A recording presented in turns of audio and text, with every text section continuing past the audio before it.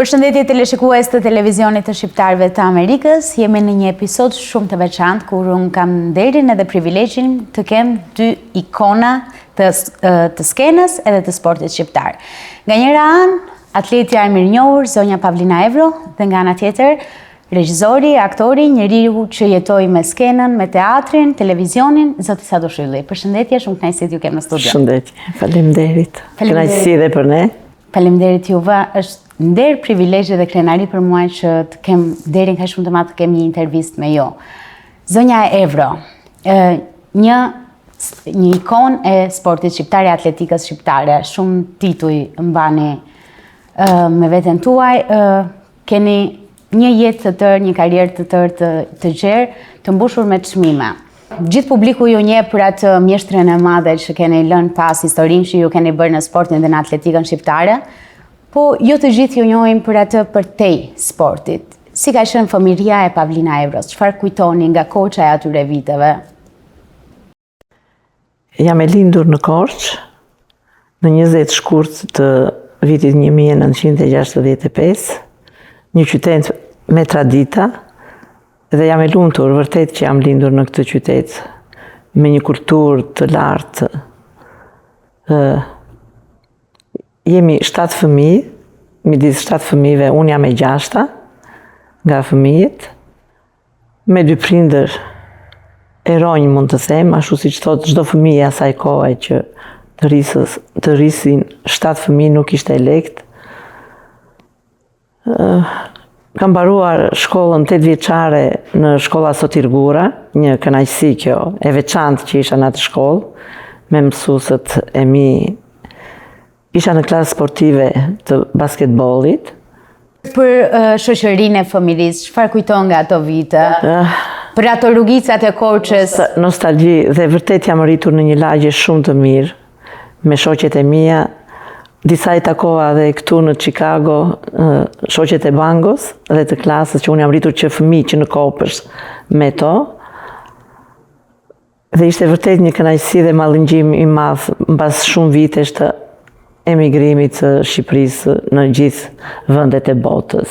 Edhe aq më shumë këtu në Amerikë që është kaq shumë larg. Unë kam shkuar dhe kam qenë një fëmijë i urtë, mund të them, dhe shumë edukuar në shoqërinë time. Nga ana tjetër, zoti Ylli, si e kujtoni ju fëmijërinë tuaj? Së mbaj ma. Keni shumë i vogël. Jo. Që i vogël, kam qenë i detyruar të bëhem më i madh se moshë. Në shërbim të familjes. Ishin kohë të tjera. Po si i kujtoni ato kohë? Me dashuri. Nostalgji.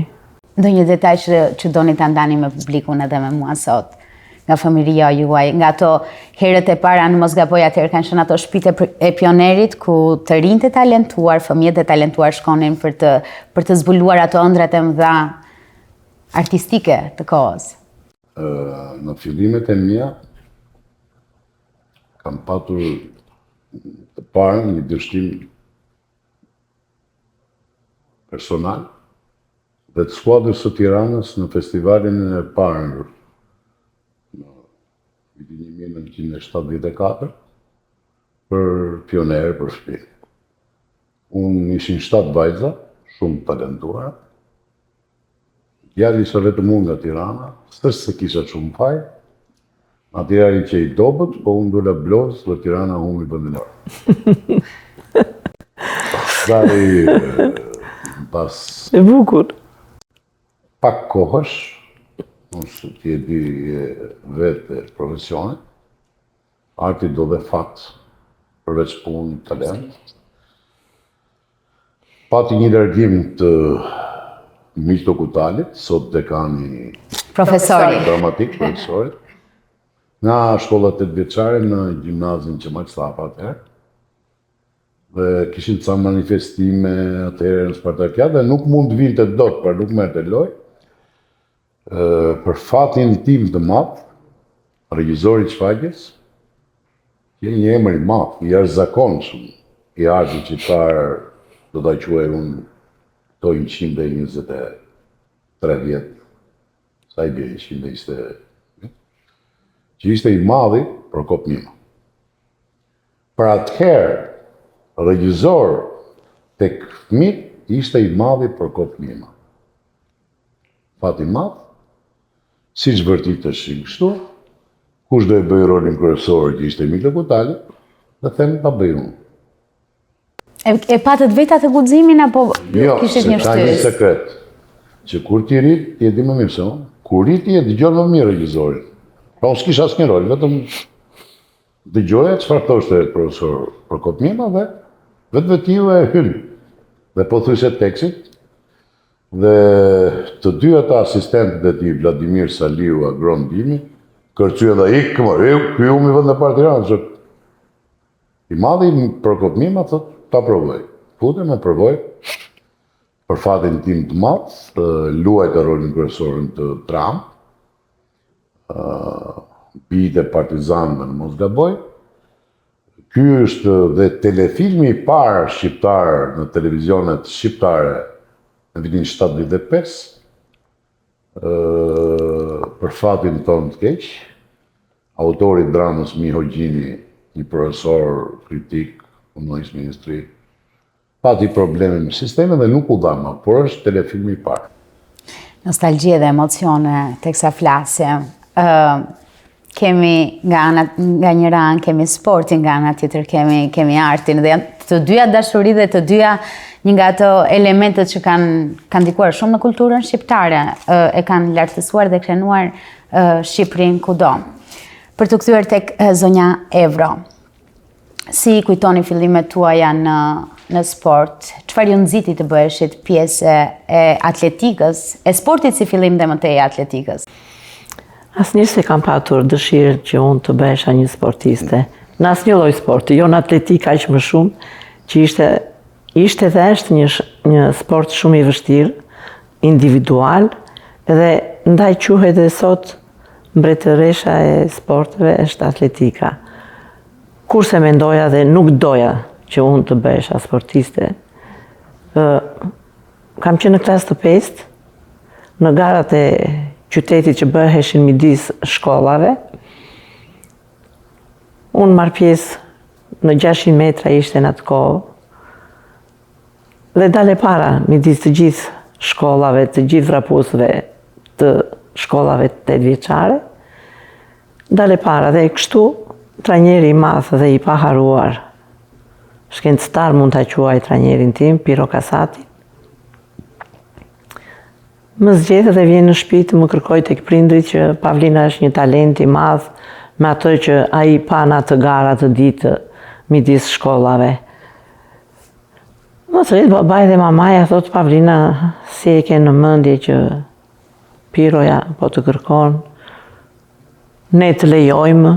Ata i than fjalën babait që okej, nëse Pavlina është dakord, është rrugë e saj dhe ajo të vazhdoj këtë sport.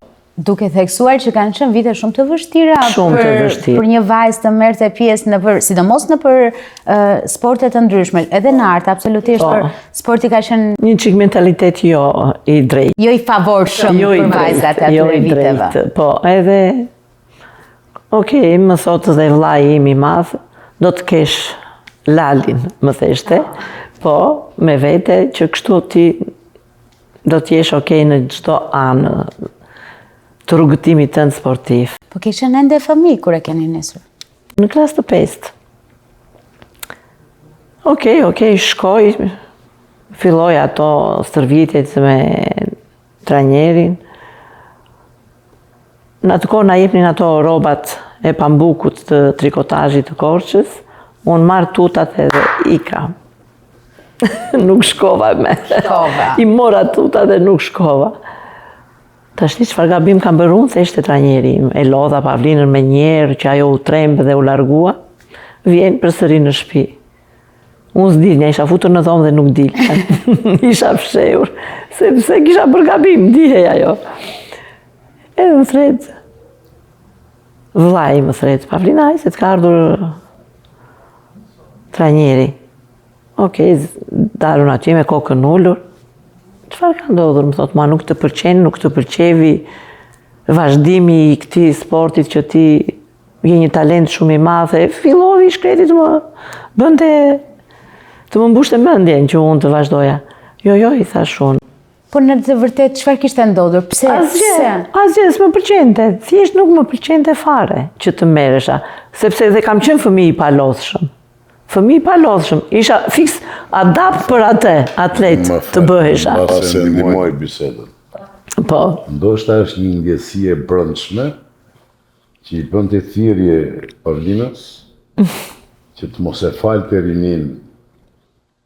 Ashtu si që fala. Dhe aq më shumë Ashtu si që fala. Në atëhershme që s'të Të vështirë. Gjë mbrapa. Jo se të në gjë sot.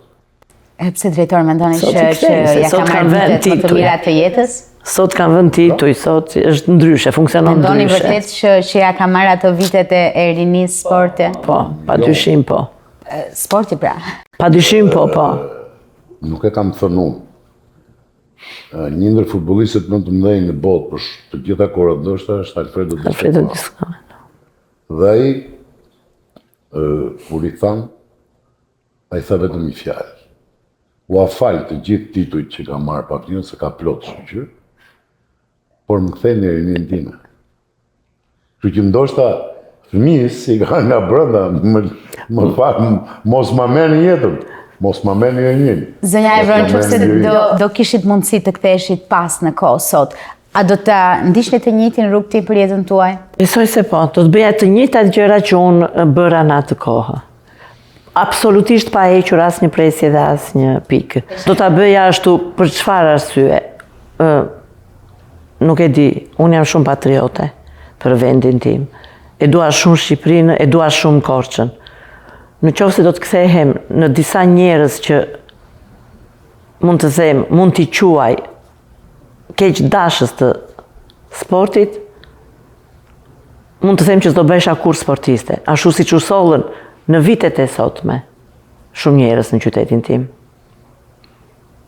Që ato janë autoritete vendore. Çfarë ju ka zgënjur nga këto autoritetet vendore? Po të marrë të fundit fare që unë kthehem nga shërbimi diplomatik si konsul i përgjithshëm i Republikës së Shqipërisë në konsulatën e Selanikut, Greqi, kthehem dhe kërkoj të punësohem në qytetin tim të Korçës. Dhe s'u gjend asnjëherë vendim vend pune, vetëm për Pavlinën nuk u gjet vend pune. Në qytetin tim. Evron e madhe që duhet thënë mban Nga titullin. autoritetet vendore nuk u gjet. Lavdi Zotit them, kryeministri i sotëm Zoti Rama ka bërë një VKM që njerëz të veçantë që kanë spikatur diku apo medalistë në arenën ndërkombëtare hynë në universitet pa kritere të japin mësim ato që ata kanë hequr në jetën e tyre. Edhe unë sot jam pedagoge në Universitetin e Korçës, Departamenti Sporteve, Fakulteti i Edukimit dhe i Filologjisë. Pak më vonë do të shkojmë edhe tek jeta juaj aktuale dhe profesioni që po ushtroni tani, po për të kthyer tek ato çmimet e mëdha që ju folet pak më tej. Tingëllon ironike ajo që thatë ju në një Fatkeqësisht. Në qytetin tim. Në qytetin ku ju jeni Në autoritetet vendore, po. Edhe është për të ardhur keq. Për të ardhur keq, sepse unë nisa nga e para, unë shtëpi nuk kam në Korçë, nuk kam në Tiranë, unë nuk kam asnjë kundi. Unë jam në një shtëpi me qira që jetoj, bashkë me bashkëshortin tim, fëmijët kanë gjetur jetën e tyre dhe janë mirë për mendimin tim. Dhe për këtë jemi të lumtur edhe krenar për ata dy fëmijë. Por fatkeqësisht nga autoritetet vendore më ka ardhur keq, kur unë kthehem nga një shërbim që e kreva, mund të them, më së miri. Denjësisht do thoja unë. Më së miri. Denjësisht dhe këtë e kemi parë edhe nga reagimet e publikut. Më së miri, prandaj them më së miri, sepse bëra te mundësive të pozicionit që kisha.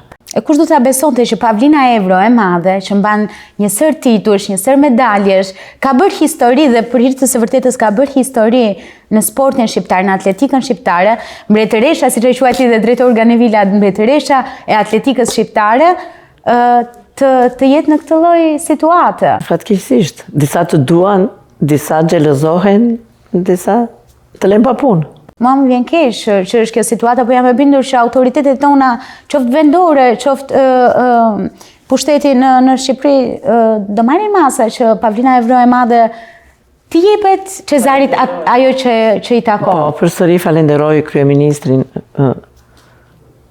për atë çka ka bërë për mua, edhe çka bërë për titullarët e sportit shqiptar, me ligjet që ai ka nxjerrë për sportin. Edhe për sportin në vazhdim, por edhe për ata që kanë bërë sportin e dikurshëm. Na ka vënë një pension të posaçëm, kur ne plotësojmë moshën dhe dalim në pension, ka vënë pension të posaçëm, që kjo është gjë shumë e madhe, që ne të kemi një pleqëri të bukur, sepse që atje varet. Keni ende kilometra për të vrapuar, zonja Evro, po flisni herët për pensionin edhe të tjera. Edhe e dyta, në dy vlerësimet që ai ka bërë një emër si Pavlina Evro, që e ka vlerësuar me emërimin herën e parë si konsull e përgjithshme në Selanik, tashmë që në 6 gusht ka marrë përsëri emërimin nga kryeministri si konsull e përgjithshme në Janinë. Dhe ky është vlerësim për mua vërtet. Edhe e falenderoj. Me që po flasim për shërbimin tuaj diplomatik, vetë kam pasur rastësisht, kam pasur fatin që të lexoj disa nga komentet, ku njerëzit thoshin, për herë të parë, unë kam takuar nga afër një konsull shqiptar në Selanik, thoshte dikush. Për herë të parë unë e dija kush ishte konsulli në person, dhe për herë të parë një konsull bëri aq shumë për ne shqiptarët. Çfarë konkretisht keni bërë ju për shqiptarët në Selanik? Nuk dua të flas se çfarë kam bërë, u mundova që unë të bëja më të mirën për komunitetin shqiptar dhe për shqiptarët e mi atje ku jetonin. Mund të filloj që nga burgjet ku ata vuanin dënimet e tyre, apo në për spitale, apo në shkolla, apo ku do që të ndodheshe një problem dhe sa do i vogël të ishte, unë do t'isha pranë tyre. Por gjë më emocionuese është që qytetarët e mi dhe i falenderoj pa mas, më mallëngjen gjithçka për qytetarët e mi që dhe sot e kësaj dite unë jam 60 vjeç, ata më respektojnë po njësoj dhe më duan po njësoj dhe dashurin ma japin po njësoj si ajo vajza 15 vjeçare edhe deri sot që unë jam 61.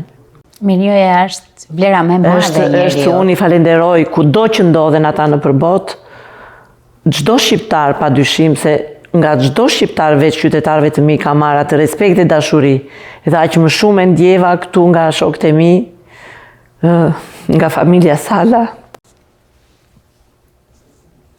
Emocionet janë gjithmonë të bukura, dhe kur flasim për emocione, që ata bëjnë gjithçka të mundur, po, që unë të vija në Amerikë për problemet e mia të shëndetësore e para, por dhe të më shikonin nga afër dhe unë. Dy ishmundësat e ekipit Skënderbeut janë vëllezërit Medini Hektor edhe Hektor Sala, bashkë me babain e tyre, Xhemal Sala, nga Mborja. Ata u bën iniciatorët, ata i morën vesh, unë kisha dhe probleme me shëndetin edhe ata ma afruan. Por në atë kita Pavlina, nështë ata e zbjet në para as me vota gjoja të këtyre që zgjidhen, edhe dashuria e njerëzve. I dyti pasaj është drejtori juaj, pronari juaj i televizionit, zoti Ganevila, që gjithashtu dhe ai më ka suportuar, mbështetur. Më ka suportuar dhe ai më ka ftuar disa herë për problemet e mia kur i mori vesh, që unë të vija dhe e falenderoj shumë. Personalisht dhe të gjithë si staf ne urojmë që ju t'jeni mirë me shëndet, që çdo gjë të shkoj ashtu si ju doni, dhe pse jo t'i shkon dhe mirë ato autoritetet shqiptare për të vlerësuar vërtet njerëzit që kanë derdhur, siç e keni thënë ju në një nga daljet tuaja publike, djerse dhe gjak për atë sport, për atë vend. Në asnjë mënyrë do ta ndronja Shqipërinë dhe më janë dhënë mundësitë shumë herë në kohën kur unë isha e re, që të isha dhe miliardere mbase sot, si shumë sportistë të tjerë. Në gjithë botën mund të shkoja, sepse më kanë bërë oferta goxha të mira dhe në çdo shtet mund të them në atë kohë. Por nuk pranova dhe të përdosja flamurin tim në asnjë mënyrë. Gjithmonë për Shqipërinë, duke garuar gjithmonë me atë flamurin kuqezi. E dua shumë. Edhe Shqipëria të do. Ju do të dyve. Po zonjën Evro e kemi pak më me kimere. Jemi kështu realist. Është gjë më mëndur të jesh realist. Ka ndryshim midis asaj që unë kam mundur të bëj, ndoshta ëndrat përera në mes të vitit 90, dhe midis Pavlinës. Ne mund të jemi bashkëshort, por Pavlina është tjetër që është thjesht numri i 10 deri në 18 në botë për të gjitha kohrat në garë. Rezultati. Nuk mund ta kishim fatin as numër 18 në teatrin që.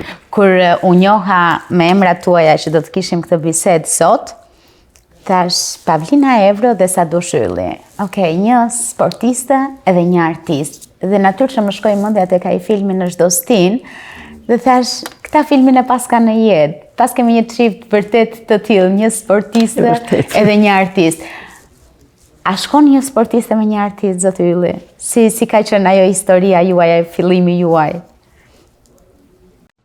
Propozoj ta thot çupa. Kush është më romantiku nga të dy, do doja të ma thoshte, sepse, po ju si artist besoj që duhet jeni më shumë romantik. Okej.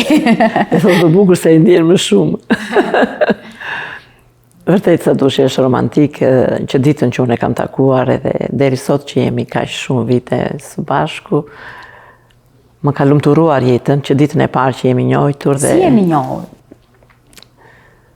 Unë i them faleminderit njerë Sadushit që është në jetën time që ditën e parë dhe deri ditën e fundit që do të kemi frymë, sepse është një shok shumë i mirë. Shumë i mrekullueshëm dhe shumë tolerant.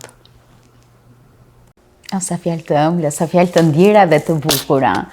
Ne jemi njohur shumë të rinj, së bashku me Sadushin, kemi qenë student, edhe kështu vazhduam. Dhe po jemi njësoj si ditën e parë që ne jemi njohur, edhe deri ditën e sotme që ne jemi këtu në studion tuaj. Prova e gjallë që dashuria e vërtet, ajo e madhja e filmave, e librave ekziston. Edhe dashurisë i ka vënë, themi, qeshin mbi tort, dy fëmijët tanë, dy fëmijë që nuk di, falenderoj Zotin të parin që, sepse edhe ai luan rolin e tij për të dhënë fëmijët e për t'i sjellë në jetë. Dhe pastaj është puna jone të dyve si prindër, kemi qenë dy prindër shëmbëllor në të gjitha fazat e jetës së tyre, që ata të jenë kaq shumë mirë dhe kaq të lumtur në jetën e tyre. Dhe vërtet ne jemi shumë krenar për ata dhe i falenderoj nga shpirti që ata janë dy fëmijë shëmbëllor, Petrën edhe Krisën. Të cilët ne i përshëndesim të dy nga studiot e Alp TV USA. Zotë Ylli, flasim për vitet që zonja Evro ka qenë në kulmin e saj të karrierës, kishte marrë disa çmime, kishte marrë medalje, dhe ju ishit një djalë në cilën moshë bëhet fjalë që keni njohur? Student të dy? 22. Do më thënë, ju po dilni në takim ose po njihnit këtë vajzën që kishte medalje? Ta them unë, jo. Sadushi për fatin e mirë kishte gocën e xhaxhait tim, Mirelën, ajo studionte në Institutin e Arteve, ishte violiniste, ishte në vitin e parë dhe Sadushi ishte në vitin e tretë. Edhe i thotë një ditë të bukur Mirelës, "Moj, çfarë ke Pavlina Evron ti?" "Gocë xhaxhai", thotë ajo. Shumë bukur. I thotë, "Unë do ta njoh Pavlinën nga afër, kur do të më japësh mundësinë, Mirela, të lutem." I thotë, "Ajo është këtu në Tiranë dhe unë e di", i thotë. Edhe unë atë kohë, sikur ky e dinte që unë kisha vajtur nga konvikti tyre dhe flija atje. Me gocën xhaxhait. Po ju kishit dëgjuar për Pavlina Evron, sigurisht. Më kapte televizorin të Të kapte. Po si e kishit parë dhe mendonit ndonjëherë në ato vite që kjo vajza që ju po e shikonit në televizor, që kapte në ato kohë do bëhet një ditë nëna e fëmijëve të mirë? Ishte shumë e bukur sepse do kujtoj edhe një gjë të bukur. Dhe vërtet sa dushi e thotë kudo që të jemi. Në atë kohë bëheshin 10 sportistët më të mirë të vitit. Edhe unë isha fituese e Sigurisht. 10 sportistëve më të mirë të vitit dhe bëheshe festa gjithmonë, ceremonia e madhe, bëheshe fest goxha e madhe në atë kohë, ashtu si shbej edhe sot, kanë filluar t'i bëjnë në Pallati i Sportit Partizani. Kanë filluar të bëjnë. E bën vetëm Korça. Jo, e bën edhe Komitet Olimpik. Vetëm është Korça. Ju vonë Për 10 sportistë Olimpik. Jo. Mbas Korçës. Edhe, okej, faleminderit. Që e bën, faleminderit dhe duhej. Dhe Vasilaq Vangjeli e mbaj mend, ishin humoristët tanë, si që njihni dhe ju, me Zevdedën edhe duke filluar, duke bërë atë skeqin e tyre, mjera i që bie në dashni me Pavlinën, se i mjeri ai vetëm taksi mund të përdori që ta ka. Do dhe realisht kështu? Jo. Ishte me thjerë se aq, apo jo? Ishin. Po, si ja keni fituar zemrën, se tani flasim për një ikon të atyre viteve, jo kushdo mund t'i afrojë dhe mund t'kishte mundësi. Është e vërtet, në finish, pritë aty. Apo ishte si ajo që tham që në fillim, që vërtet duhet puna dhe talenti, po duhet edhe fati, apo jo? Është me fat. Është me fat. Është puna sa i duruar jenë finish. Dhe ishit i duruar? Po, që në veja? Sa gjatë pritët për të marrë atë ponë e madhe? Pritë, ha? Sa? Priti një qik, priti. Kur themi një qik sa? Një vite gjysëm, u torturua një qik. Po, problemi ishte se kishte të më prap kot. Të do më se kapje dot, aktivitet. Kishte kohë.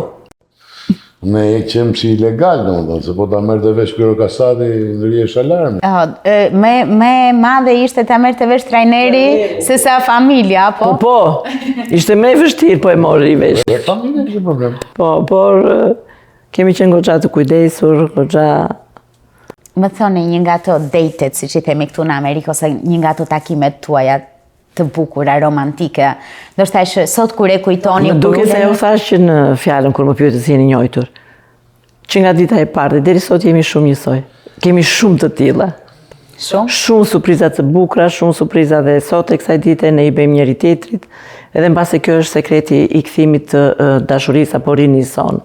Ne e mbajmë kaq shumë bukur njëri tjetrin edhe me ato surprizat që besoj ja u jap të gjithë çifteve këtë gjë, surpriza çdo njeriu do t'i pëlqente një surprizë e bukur, dash bashkëshortit apo bashkëshortes në jashtë familjes të tyre. Po xhelozia është e shëndetshme në një marrëdhënie dhe kush nga ju është pak më tepër xheloz se tjetri?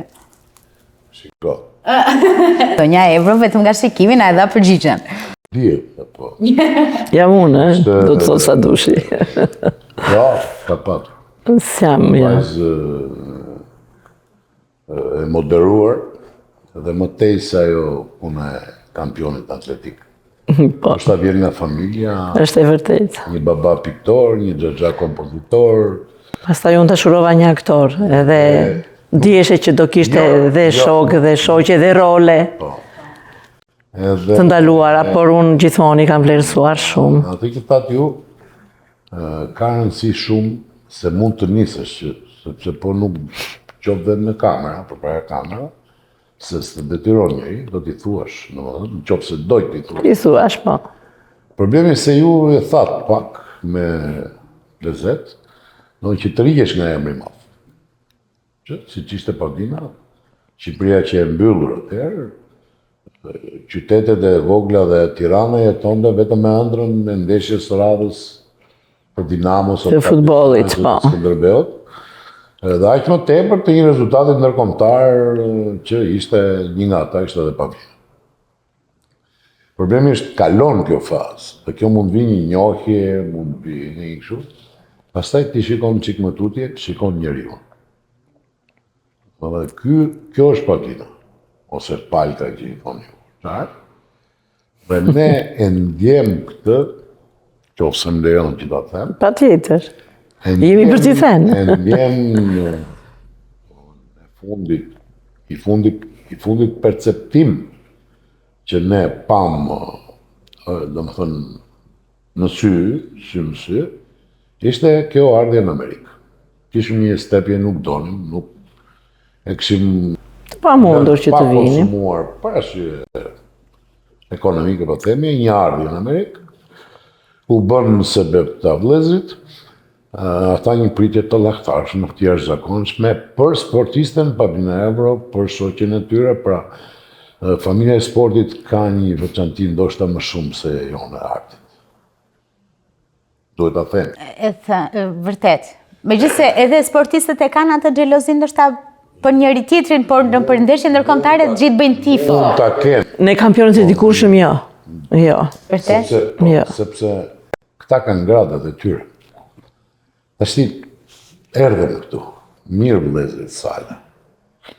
Do më thënë me shqiptarët, duket sikur nuk vën re, duket sikur janë mos mirënjohës, duket sikur harrojnë, duket sikur në fakt asgjë si shkëputën. Dhe unë për vete u emocionova, nuk e di Pavlina, që ne morëm pjesë në festën e flamurit, që u në shtetin e Wisconsin, Në Wisconsin. Beloit, u bë një takim atje dhe kishte shqiptar që e kishin në jashtë vitin 1913. Kishte nga Kosova, kishte nga shqiptar dhe Maqedonisë që kanë vujtë shumë, kishte shqiptar nga Shqipëria, natyrshëm, po kishin shqiptar. Dhe para që u përshëndet mësimit flamurit, që Pavlina, atë që thashë, shqiptarët kudo që ndodhe. Kjo nuk paguhet, kjo nuk blihet me para. Me njohja. Dashuria e një popullit të tërë nuk blihet me para.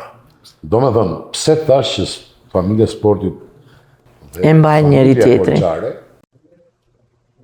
është tjetër gjë. Në një 60 vjetor që bëm ne për Pavlinën, që ju e keni transmetuar, ne pikërisht e kishim emërtuar 5 familjet e Pavlina Evros. Pa një është familje biologjike. Po, se harrova që organizuam ne, unë dhe Sadushi një. Atje E kam parë. Po, e kemi organizuar vetëm të dy. Po, e pranoj unë defektin, që kamera që unë mendova do të shikonte sallën, që ishte pjesë e asaj feste, Kryesore. qaloj. Njerëzit, nuk e di, Pavlina, po unë ndjeja një detyrim tjerëzakonshëm, ta them, treguan një dashuri tjerëzakonshme. Salla unë bush plot, qyteti ishte atje. Dhe Pavlina atyre njerëzve ju drejtua vetëm me një fjalë. Uroj çdo politikanin shqiptar që 40 vjet mbasi ka dalë në pension, të mbush këtë sallë. Të jem 500 veta në sallë. Pash edhe pamje të teatrit Andos Zagoçajupi, ku është festuar edhe ditëlindja juaj, ishte e magjishme. E magjishme. Nuk harrihet, po. Të gjithë sportistët më të mëdhenj të Shqipërisë në vitet 80. Një vlerësim domethënë nga qytetarët e mi. Familjet e Korçarëve, të laborantëve, të doktorit, të Skënderbeut, të farmacistit, të çdo ginekologëve, pra jo, ekuacioni ose përfundimi finishi Pavlinës nuk ishte Pavlina. Ishte një qytet që dashuron. Një qytet që më deshte. Dhe ata që në atje. Që më mbështetën. Një qytet që ju mbështeti për vite dhe vite me radhë. E keni nisur karrierën tuaj kur ishit ende një fëmijë dhe vazhdoi për 15 vite mos gaboj në qytetin e Korçës. Dhe më lejoni që të them edhe dekorata që ju keni pasur, mjeshtre e madhe e punës. Që i kam. Që i keni, patjetër. Veçoja një diçka. Po drejtër. Do më thënë, më e rëndësishmja është që Pavlina është i vetmi sportist shqiptar, në gjitha llojet e sporteve, që nuk ka marrë mjeshtër sporti, por ka kaluar që në moshën 18 vjeç, mjeshtër. Nuk durovi ta thosha, nuk durovi. Shiko, drejtori me sa duket e ka krenari më të madhe se sa ju e keni marrë satisfaksionin e çmimeve, tani është radha e tij të mburet me zonjën që ka në krah. Jo, nuk Faleminderit. do të thënë realitet. Është krenari. Ato që i shpëtojnë zonjës edhe juve, Dim në gjë, po më herë. Për të vazhduar me qytetare e nderi e Bashkisë së Korçës, qytetare e nderi e Qarkut të Korçës, qytetare e nderi e Nicës, që është në qytet në Francë. Dhe për të përmbyllur me urdhri i kalorësit të Skënderbeut, të dhënë nga presidenti i Shqipërisë atyre viteve. Janë disa tituj, atëre haruat ose si keni vënë re, është mjeshtri madh, ato që sa dushi mjeshtri merituar sportit, mjeshtri merituar sportit, mjeshtri madh i punës, është mjeshtri madh i punës që e ka dhënë presidenti, është kalorësi ashtu siç thatë juve, urdhri i kalorësit të Skënderbeut. Janë 2 urdhra të klasit të 3 dhe të klasit të 2 Naim Frashëri në vitet 84-85. Janë shumë, është urdhri olimpik, edhe sa shumë të tjera që si mbaj mend. Shumë dekorata dhe çmime. Cili do të veçonit si një nga ato më të veçantët që ju ka emocionuar më tepër? Çdo secila nga këto ka emocionet e veta, pa dyshim. Por unë kam qenë nga më të rejat sportistë në vendin tonë, që ka marrë titullin mjeshtri merituar, si që tha dhe sa dushi në moshë shumë të re, 18 vjeç. Që ti jesh mjeshtri merituar në moshë 18 vjeç është një gjë shumë e madhe, edhe privilegj vërtet, që ti e ke kapur me djesë edhe me një punë dhe me një sakrificë. Atë që tha sa dushi në fillim të erës, që rinia ime ishte atje. Në dimër, në acar, në të ftohtë, në erë, në të nxehtë, me kushte jo të mira, me atlete jo të mira, kilometra pa fund. Unë bëja 130 kilometra një javë. Nxirja, stërvitje, 130 kilometra një javë. Me makinë po t'i besh, lodhesh. Kurse ato i kam bërë këmbët e mia dhe zemra ime. Dhe ato atletet blu, që unë i kam parë në një nga daljet tuaja, janë akoma pjesë e koleksionit tuaj? I kam, pa dyshim. Ato janë këpucët me thumba, që unë kam garuar vetëm në arenë ndërkombëtare. Më vinte keq që unë t'i përdorja në Qymyr, se ne kishim stadiumet e Qymyrit, jo si sot, që janë stadiumet Tartani. Unë kam vrapuar në Shqipërinë stadium Qymyri, vetëm në botë dhe në Europë kam vrapuar në Tartan, dhe ato i mbaja vetëm për gara. I përdorja vetëm në aktivitete ndërkombëtare. Unë kam 17 medalje ndërkombëtare nga vendet të ndryshme në Europë. Cilën ngare keni më speciale, ose që keni marrë ato emocionet më të mëdha, që ndoshta jo në çdo garë keni pasur? Gjithashtu ka emocionet e veta çdo garë, ashtu si dhe ato medaljet që thatë ju më parë. Por, dhe çdo njëra nga këto ka bukurinë dhe emocionet të mëdhaja. Unë mund të veçoja garën e Oslos të Norvegjisë në vitin 1985. Ishte një garë që bëhet edhe sot akoma në këtë ditë. Në atë kohë ka qenë Golden Link, ndër mitingjet më të mëdha që ndajshin shufrat e Floririt, prandaj quhesh edhe Golden Link. Sot janë Diamond Link që marrin diamantin sportistët e mëdhenj. Po. Dhe unë kam marrë pjesë në 85-ën dhe kam zënë marrin natyrshëm që marrin pjesë sportistët më të mëdhenj, kampionët olimpik, kampionët e botës, rekordmenët e botës në këto lloj aktivitete, se kush nuk e do ato shufra Floriri apo diamante, po. Dhe ishte kampionja e botës dhe kampionja olimpike Dona Melinte, rumune gjithmonë. Rumunët kanë patur një shkollë, po, absolute, dhe ishin absolut në garat e mesme dhe të gjata, kanë qenë absolut të paktën për femra, kanë qenë gjithmonë në korifi, janë kampion bote dhe olimpik. Në atë garë ka qenë, po, Dona Melinte dhe unë kam zënë vendin e tretë. Atina kanë dhënë medalje prej kristali, jo kështu medalje si që vare në qafë, na i kanë dhënë kristal, vendi parë, vendi dytë, vendi parë i kështë në qikë më të madhe, vendi dytë më të, edhe kështu me radhë. Ati kam thyrë dhe rekordin kombëtar, atë ditë ka vendosur dhe rekord kombëtar, vendi dytë që ishte Amerikania, ka vendosur rekordin Amerikus për vendin e saj, po ishin 2 rekorde. Edhe speakeri, prandaj më kam mbetur dhe kjo, sepse ishte gara shumë e vështirë me sportistë të mëdhenj pa dyshim, mirë po unë sa u vumë në start, mbas 300 metra të garës, Dona Melinte kishte vënë 2 lepu i quajmë ne. Sportistët që e treqin atletin e mirë, që ta shkëputin nga grupi, ato mua me edhin jashtë fushës, jashtë stadiumit, pistës të vrapimit dhe me edhin në fushën e futbollit, në bar, në stadium, më shtyn dhe rash. Dhe ishim 18 atlete. Pavlina thash ke ardhur vetëm për të garë për flamurin shqiptar. Qohem, e 18 dhe shumë larkë grupit, dhe kam dalë e treta, kam marrë medalje. Sa e bukur. Që të vazhditesh e flamuri shqiptar, po këto janë emocionet do me thënë që të mbeten dhe të duash t'i arrosh nuk mundesh. Jo e përmendë tani dhe unë pata një emocion, si të isha atje dhe si ta kisha para të moment. Ishte përsëri një surprizë për Pavlinën, kur më shbër pritja në aeroportin e Oslos, në orën 1 të natës kemi mbritur aty, që atje ishte ditë, sepse ishin ditët polare, dhe në gjithë aerodromin që shkruanin me drita që shuheshin dhe ndizeshin, Welcome Pavlina Evro Albania. Këtë nuk e di në qoftë se i kanë gëzuar shumë sportistë të vendit tonë, por kjo ishte mbasi unë kisha ardhur nga një garë shumë e madhe që kisha zënë vendin e parë, gara e Nisës të Francës, edhe ato besoj që dhe vetë Dona Melinte kishte frikë, prandaj kishte futur lepujt që mua të më rëzonte. Patjetër, ishte të kthyer në një nga emrat të mëdhenj të atyre viteve dhe për më tepër me një moshë jo shumë të madhe. Jo, 19 vjeç, 20 vjeç, kam qenë 20 vjeç, po, kam qenë 20 vjeç në Oslo të Norvegjisë. Edhe që stadiumi nuk bërtiste për Dona Melinte, po thirriste për Pavlinën, Albania. I gjithë stadiumi 40.000 spektatorë që ishin aty.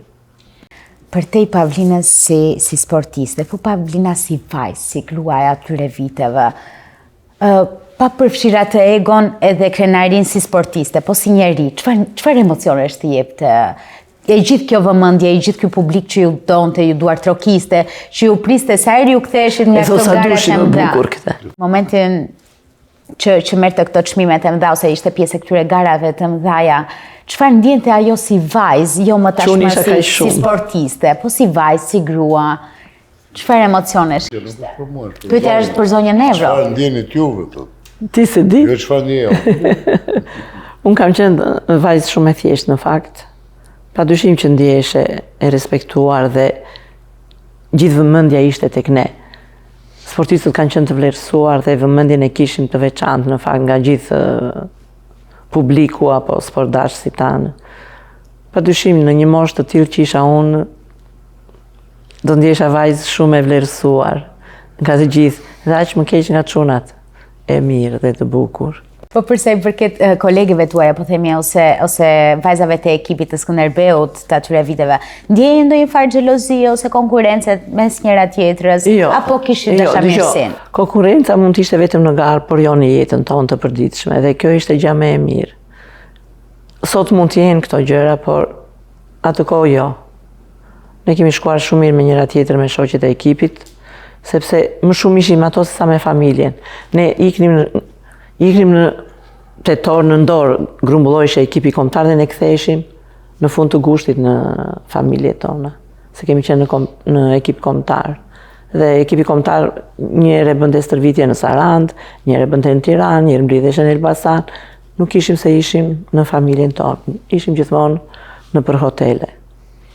Sa e vështirë që bashkëshorti atij sportiste që shkonte në përgara, që kishte këtë jetën aktive, sportive.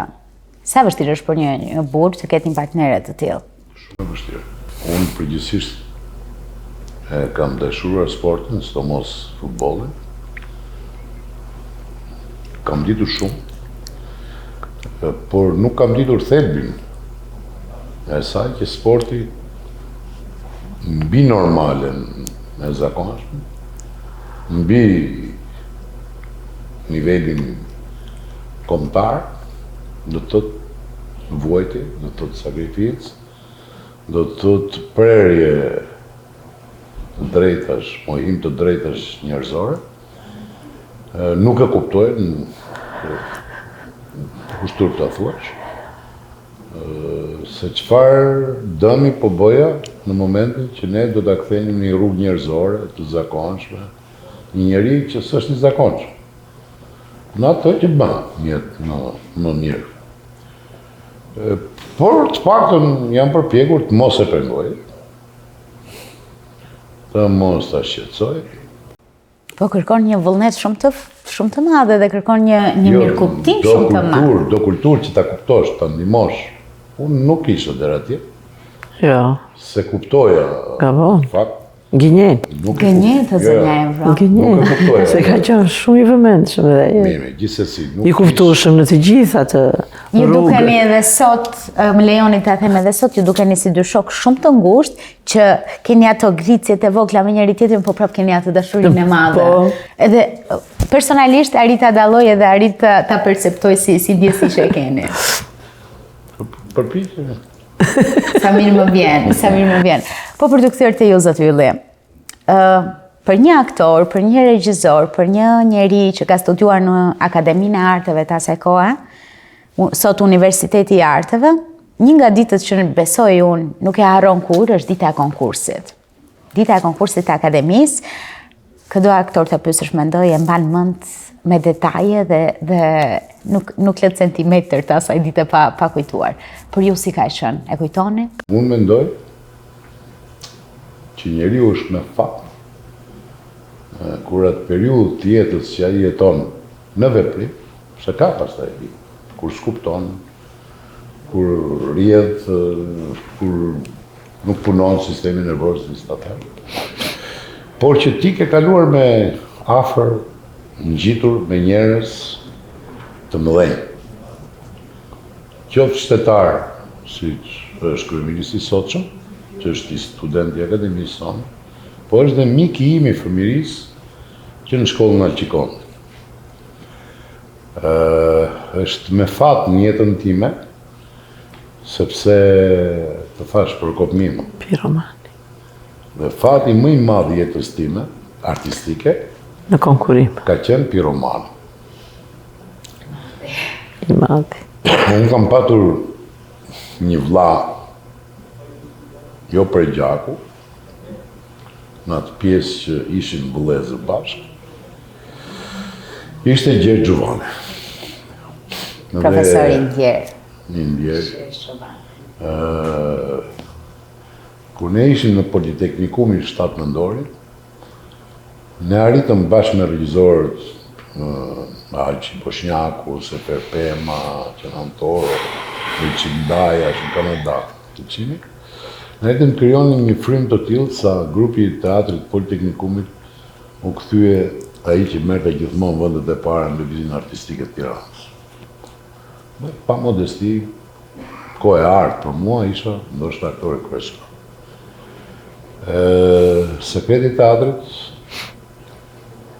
është që kur do të dalësh në fush, nuk e di si e kishte kjo zonja, kur e llogariste apo jo Dona Melinda, është problemi që kur del në skenë nuk do të llogarisësh të del përpara kadrosh. Dhe me Gjergjin, ne nuk kishim plotësuar asnjë kusht, pra që të merre pjesë në studion që do të hapte Piromani pranë Teatrit Popullor në vitin 79-80, nuk i do të që bërë ushtërin dhe do të që bërë shkollën e mesme. Unë s'ka bërë asnjë nga të dyja, Gjergji që më i vogël. Edhe ai ka qenë konkursi i jetës time. Çdo gjë ja dedikoj më vonë, ja dedikoj Piromanit. Më ka dashur dhe e kam dashur jashtëzakonisht. E vetmja që gjë që su kuptuam kur gjithë tjetër, ishte që Piro më mendonte gjithmonë në role heroi, në role kryesore që quheshin, ndërsa unë gjithë jetën time kam dëshiruar karakteret, që në jetën e përgjithshme quhen role vogla, po unë kam dëshiruar. Me fat, kur ti shikoje përballë te Drita Pelingun, Bujar Lakon, këta yje të mëdhenj, që ta provonin me kokat e tyre se përftonin atë që ti mundje. Në atëherë kemi konkuruar rreth 376 vet në lëvizja amatore teatrale Tiranës, dhe them me krenari, që unë mbas 5 konkursesh, jo një, mbas 5 konkursesh, unë isha brenda gjashës. Nuk është një sekret, 5 njihen, është Gëzim Rudi, Merita Zota, Naun Shundi, unë, dhe ka qenë një djalë që hyrja do ditë, po talenti është talent, çfarë do lloji profesione, ta që i majesi, shumë në Tiranë, dhe një djalë që për arsye biografie nuk e cikur, Leonard Daliu, shumë i talentuar, po ta kujtoni ke filmi guximtar. Pastaj mbas një viti, është prapë, po jo, në Tirana, në Saranda vinin përgatitesh me piromanin. Unë e marr piromanin në rrugë dhe i them 3 ditë përpara se të bëhesh konkursi që erdha unë. Çfarë erdhe tim të bëj? Po erdha i thashun që të bëhe për konkursin. Po do la bëvo. Njerëz kanë rajbit për çfarë? Edhe hyra, në fakt. Për materialet tim banë më? Konkurim të suksesshëm në institut, kryetar komisioni Qesa doktorova, për fatin tim të madh nën kryetar që piromani, me vota kam kaluar, po që një kurs shumë i fuqishëm. Pra, më vjen keq se kem bërë në të njëjtën shkollë, ndoshta të gjithë pleqë që tonë për kurset dhe juve, për kurset e tyre, po që një kurs që ne filluam 27 veta, përfunduam 22 pa ngeljen në të shkollë, një kurs me aktorë të gatshëm për të ndërtuar një teatr, po jo thjesht, po të përmend, ose ndoshta në rast se e dini, për shembull Gëzim Rudi. Profesori. Merita Zoto, është diku këtu, te Qysh. Raimonda Bulku, Elvira Diamanti, Rita Gjeka, Petrit Malaj. Jo ta them me vajzat, Tatjana Leskaj, ka qenë një vajzë dhe ajo është në merit, Mimoza Kola, dhe padyshim një ndër femrat më të talentuara që kam parë në jetën time si aktore teatri, Flutra Godo. Aktorët meshkuj qenë të gjithë potent, Petrit Malek, ambasadori që kemi sot, dekani, rektori. Dekani, i fakultetit artë. Gëzim Rudi, Artan Imami, Arben Tartari, Arben Kruto, Gjëveir Zeneli, Ilir Hunqi, Lesh Nikola, Artur Zhej. Ne kemi qenë një kurs shumë i plotësuar. Zdamira Kitën, drejtoreshën e Teatrit të Korçës. Pra, kemi qenë një emra kurs shumë i që lanë gjurmë dhe ngelën. Për çka bën. Po, mendoni që teatri ose aktrimi është talent më shumë, apo është ajo puna intensive që e bën një aktor të mirë fillte dhe Do të jap mendimin tim? të sinqertin, po. Apo do të jap piromanin? Unë dua të dyja versione, të them të drejtën, dhe do marr atë që më përshtaten më tepër. Unë jam një piromane. Piromani thoshtë, aktor lindesh, nuk bash. Por thoshtë edhe të tjetër, pa qenë infermier nuk bëhesh kur, doktor. Interesante. Do më thënë? Aktor i lind. I lind, vetëm lind. Se Rishtazi në Akademinë e Arteve ne kemi dëgjuar edhe do thjesht 1% talent edhe 99% punë intensive. Instituti i Arteve, Akademia e Arteve, Universiteti i Arteve, ndër vite, di çfarë ka pikën më të keq? Nuk duhet t'u dhunoj ata që vinë të mësojnë. Në që sens do? Aktori është i lirë. Unë për shumë, po të jem pedagogu vetë, nuk duhet të detyroj ty që t'jesh sa dush, ose ky pronari juaj. Në qasë shumë si aktor. Nga një vila, nuk ta kërkoj vila si e kërkon tregu, po nuk mund të thotë që juve se briken t'jeni nga një vila. E drejt. Ky është ndoshta, unë personalisht e kam ndjerë. Për shumë ati kanë kalu të dhunuar dhe të pa shpalosur aktorë të mdhenjë që kanë bërë vërtet jetë artistike të pasur. Një gjë që unë e kam vërë si fenomen është që kur ti njeh një aktor në rrugë Dhe pastaj e shikon në sken, vetëm ka mënyra se si luan, ti e kupton me kë pedagog ka qenë ai, kush i ka dhënë mësim. A mendon që funksionon në mënyrë të tillë? Gabime për mua. Në teatr, me sa di unë, që mos bëjmë kështu si Zeusi, ka dy lloje regjizorësh. Një regjizor që mostron, dhe atëherë ti dallohesh, dhe një regjizor që të shpjegon, ish piroman. Pra ai të shpjegon, ta bën botën e rolit, të pompon. Fatkeqësisht sot dhe me këtë teknologjinë bashkëkohore, është bërë çdo gjë kollaj dhe dëgjoj çdo javë që bëri filani një film, bëri filani një dramë, bëri një film. Ku di unë, vë filan institucion 12 premiera në vit. Por unë jam me kaderosh. Për të bërë një fëmijë, thoshte ai, duhet 9 muaj. Ti për të bërë një rol, pra për të bërë një njeri tjetër. Se fjala aktor do të thotë unë bëj.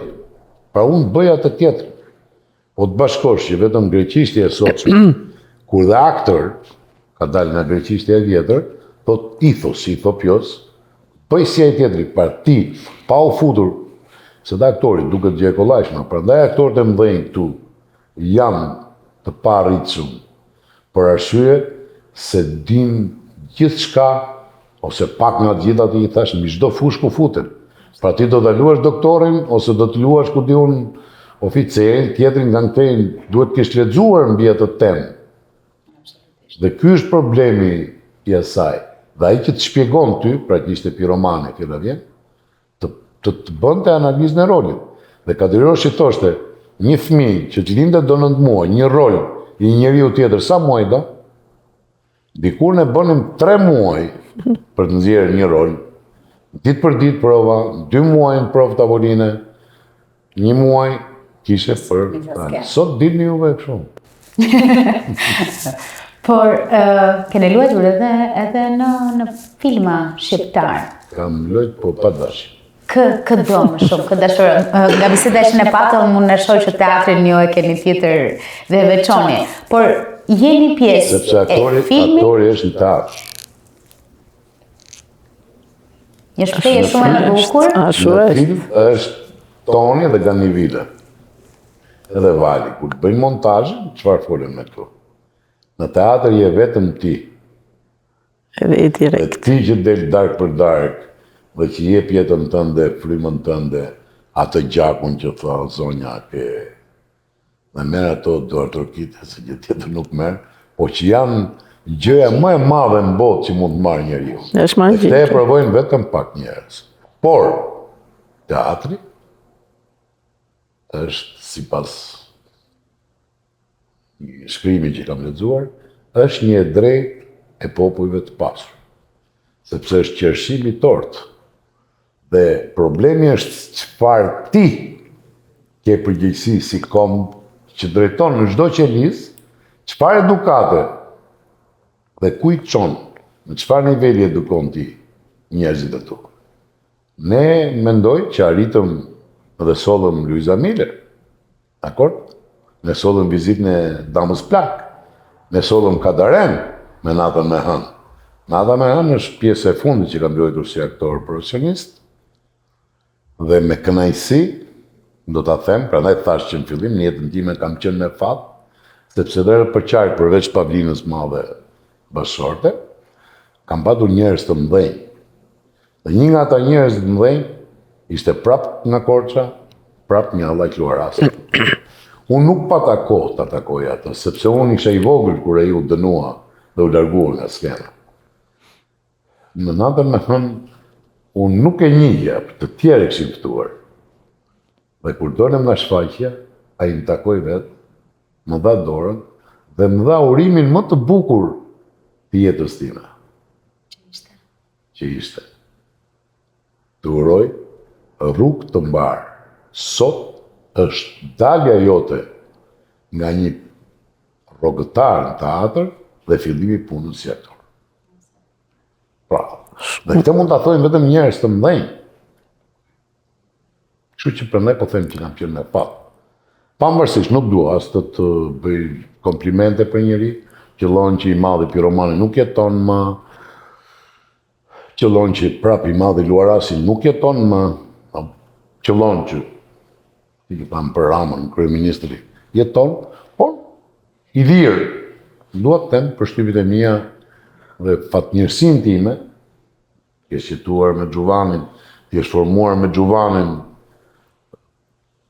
pa mungesë modestie, ke qenë edhe në atë fazë tjetës udhëheqësi i tij, domethënë, këto janë gjëra që të vinë vetëm një herë. Një shprehje shumë e bukur Ke sot. punuar Martuzhen, ke punuar, domethënë, edhe të mos dija ta bëja drejtorin e televizionit, diçka do kisha mësuar. Një shprehje shumë e bukur thotë që filmi do ju bëj të njohur, televizioni do ju bëj të pasur, edhe teatri do ju bëj njerëz më të mirë. Njerëz më mirë, ashtu është. Është e vërtet, po kjo do punë. Do jo si puna e Pavlinës, të vrapoj, ke fituar $400,000 dhe vindi në 91 dhe mos ketë shtëpi. Edhe kjo punë e teatrit me filmin kjo është, sepse një film mund të shitet, varet çfarë menaxhimi ka në drejtë të autorit, por pastaj ka të ardhur më të shumë. Megjithatë, unë nuk kam dashur, pra nuk e kam pas, nuk e di pse, ndoshta në mënyrë të padrejtë, nuk kam dashur të lozë në film. Kam lozë që që thash telefilmin e parë shqiptar që u dhanë u një herë, se u dënuaj Miogjini.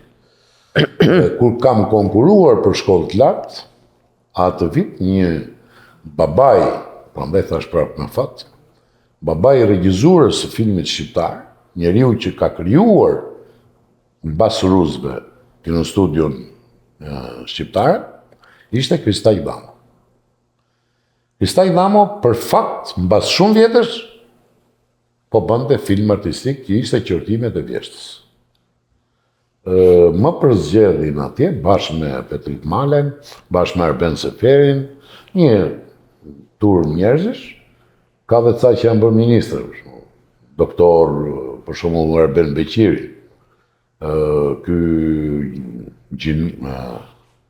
ministri arsimi u bëj djalë. Do ishin atje, ishin të tillë, Pastor Çaushi ishte në rolin kryesor, Arben Kumbaro, Çeke, Pedagogo. Vasil Shanto, pra ishte një grup. Të them të drejtën, si puna tutave të Pavlinës e kisha. Ta lije dhe të ikje? Jo, ta do vinë në aksion. Pra shikoj Rita Gjekin që do shkonte, ose Xhever Zenelin, që do mbjellin kallim misi në Kallmet të Lezhës. Unë i shpëtova, gjërova në Shkodër. Pastaj, kam qenë me fat, po shumë me fat. Edhe atje vajta në mënyrë kështu. Shkoj, mos shkoj, por filmi ishte imi, pra ishte dhe producent, bashkë me Besnik Bishë, në filmin Mao Zedong. Marim të japim rolin drejtorit të teatrit kombëtar të Kiço Londos. Regjizor që Besnik Bishë. Do t'ja jepte rolin, nuk e di pse, se s'madhe rrip Kiço dhe ky mendonte që ky instruktori i komitetit të partisë që ishin ngjarje duhet kishte. Regjizorit njifen. Edhe nese, me mora unë rolin si përfundim, fat shumë i madh që njoha në atë film dy njerëz të mëdhenj. Një ishte për fatin tim të madh drejtori i fotografisë, para operatori, si quhet në gjuhën e zakonshme, që ishte Nino Celeste. Nino Celeste, në kujtesë të publikut, është operatori i filmit Pjovra, Oktapodhi, Katani, Dikurshëm, bashkë regjisor me Damiano Damiano. Shkop. Dhe fati madh, që atje unë njojta planin diametralisht të kundërt të Fadilas. Si njeri, si artist, si që. Pata fatin e madh, pra, se këtu jam me fat, të merja pjesë nga një ofertë një miku tim të kahershëm të familjes, në mik ose Nikja Ajazit, në filmin Amanet. Aty kam luajtur Ramizalia për supozohet, por në Nazip, si ka roli, dhe besoj që atje pata kënaqësi. Kam luajtur shumë telefilma pastaj, por pa ndonjë pretendim për të vajtur tek Amaneti, tek Qortimet, tek Mao Zedongi.